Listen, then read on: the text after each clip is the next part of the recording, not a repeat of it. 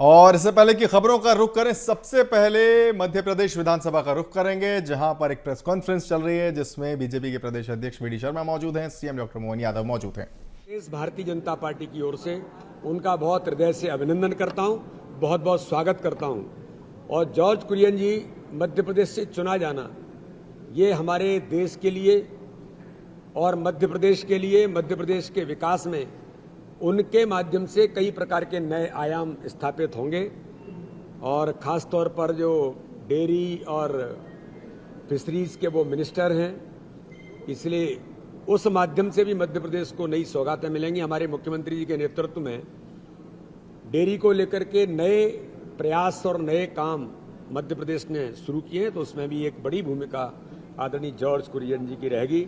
मैं मध्य प्रदेश के भारतीय जनता पार्टी के सभी कार्यकर्ताओं की ओर से माननीय प्रधानमंत्री जी का, माननीय नड्डा जी का, माननीय अमित शाह जी का धन्यवाद करता हूं कि उन्होंने मध्य प्रदेश को आदरणीय जॉर्ज कुरियन जी को यहां से प्रत्याशी बनाया और आज वो सांसद बन करके अब मध्य प्रदेश का नेतृत्व यहां से करेंगे। उनको बहुत बहुत बधाई और शुभकामनाएं। हम सबके लिए सौभाग्य की बात है, माननीय यशस्वी प्रधानमंत्री श्रीमान नरेंद्र मोदी जी, यशस्वी राष्ट्रीय अध्यक्ष श्रीमान जेपी नड्डा जी ने जवाबदारी दी और हमारा मध्य प्रदेश का और केरल का संबंध और मजबूत किया। अतीत की वो परंपरा शंकराचार्य से हम सब, हमारे अपने परम पूज्य प्रथम शंकराचार्य जी आचार्य शंकर ने जिस रूप में नर्मदा के किनारे आकर के अपनी साधना के बलबूते पर सनातन धर्म के लिए दुनिया में एक नया रूप दिया, वो अतीत का हमारा रिश्ता और गौरवान्वित हुआ जब हमारी विधानसभा से, माननीय राज्यसभा के सांसद के नाते से भारत सरकार के मंत्री के रूप में श्रीमान जॉर्ज कुरियन हमारे प्रत्याशी बने। और ये और आनंद की बात है, कल जन्माष्टमी गई और नंदघरा आनंद भयो जय कन्हैया लाल की तरह हमने अपने धूमधाम से निर्विरोध हमारे भाई जॉर्ज कुरियन को भेजा है। मेरी अपनी ओर से कोटि से बधाई और उम्मीद करता हूँ आपके उस भिन्न अलग अलग प्रकार के लंबे राजनीतिक जीवन का मध्य प्रदेश को भी लाभ मिलेगा। और केरल के अंदर अभी विभीषिका आई हुई थी, अभी 2 दिन पहले ही हमने 20 करोड़ की आर्थिक सहायता भी केरल और त्रिपुरा को 20-20 करोड़ क्रमशः दिया है। ये हमारा उदात्त दृष्टिकोण पूरे देश को लेकर, अलग भाषा अलग फिर भी अपना एक देश, उस भाव के अनुसार। तो मेरी अपनी ओर से जॉर्ज कुरियन जी को बधाई और उम्मीद करूंगा कि उनका लाभ हम सबको मिलेगा। बहुत बहुत बधाई। सर, इस देश में रहना होगा तो राम एक मिनट आज मुझे सर्टिफिकेट मिल गया कि राज्यसभा मेंबर चुना गया बोल के। अभी तो मैं मध्य प्रदेश के लोगों को और इधर का पार्टी लीडरशिप को और पार्टी का केंद्र लीडरशिप को, प्रधानमंत्री जी को धन्यवाद बोलना चाहता हूँ।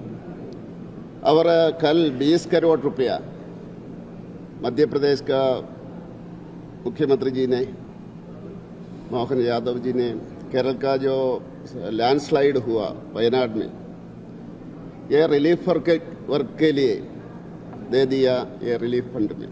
इसके लिए जो रिश्ता अभी वेरी क्लियर है कि मध्य प्रदेश और केरल का जो लोगों का रिश्ता, ये अभी वेरी क्लियर है। और सपोर्ट करने के लिए मध्य प्रदेश का मुख्यमंत्री है, मैं केरल के लोगों के ओर से धन्यवाद बोलना चाहता हूँ और सबको धन्यवाद।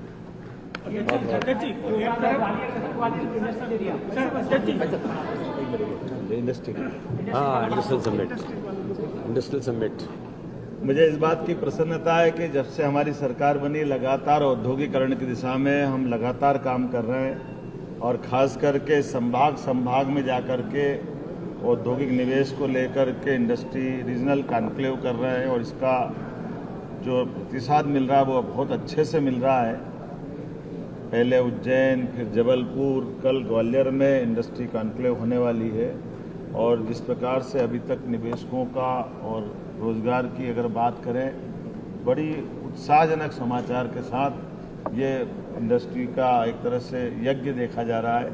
मैं इसके बाद में उम्मीद करूँगा जब सागर और रीवा की होगी और आखिरी फरवरी में हमारी ग्लोबल भोपाल में होने वाली, तो जिस प्रकार से पूरे देश के उद्योगपतियों ने अभी अचारपुरा से मैं लौटा हूँ। अचारपुरा में हमारी ओबेट ग्रुप, रुद्र चटर्जी और जर्मनी की कंपनी ने मिलकर के एक इंडस्ट्री की शुरुआत की है जो लगभग 125 करोड़ का निवेश कर रही है। और ये भी और जानकारी के लिए आनंद की बात है कि वो जो प्रोडक्ट बना रहे हैं वो प्रोडक्ट अभी तक पूरे देश में कहीं नहीं बनता था। बच्चों को डायपर के लिए अंदर लगने वाली सामग्री, और ये आमतौर पर चाइना से ही निर्यात होती थी, ऐसे में हमारे देश के अंदर बन रही है।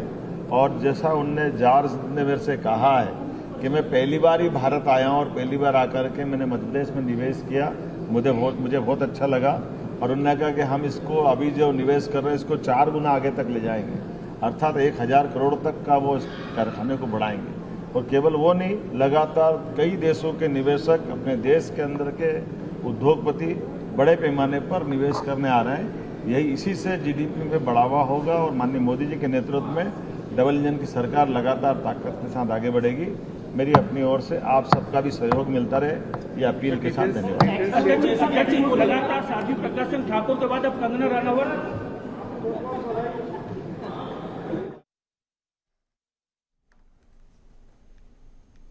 तो प्रेस कॉन्फ्रेंस को संबोधित कर रहे थे वीडी शर्मा और सीएम डॉक्टर मोहन यादव। और इस प्रेस कॉन्फ्रेंस के संबोधन में 2 चीज़ें यहां पर सामने कि पहले तो उन्होंने जॉर्ज कुरियन को बधाई दी, निर्विरोध निर्वाचित हुए उसके लिए, राज्यसभा सीट के लिए, और साथ ही रीजनल इंडस्ट्रीज कॉन्क्लेव की तैयारी के बारे में भी सीएम डॉक्टर मोहन यादव बोलते हुए नजर आए।